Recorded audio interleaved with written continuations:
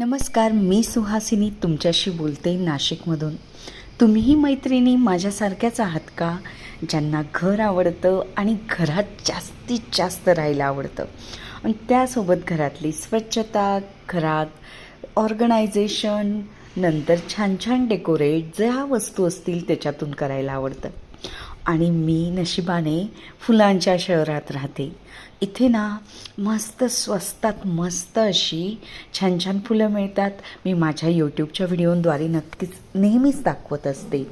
छान असे 20-20 रुपयाचे फुलांचे गुच्छ मिळतात गुलाबाचे, आणि हे सगळं ना मला बघायला खूप आवडतं. आणि इथे गेल्यानंतर ना मी जणू काही 8-10 दिवसांसाठी लांबची कुठली तरी कुलू मनाली, नैनिताल, काश्मीरची ट्रिप करून आली. इतकं फ्रेश तिथे जाऊन होतं ना, तितकंच फ्रेश मला बाजारात गेल्यावर वाटतं. इथून लांबपर्यंत गोदामाईच्या काठापर्यंत बाजार आहे.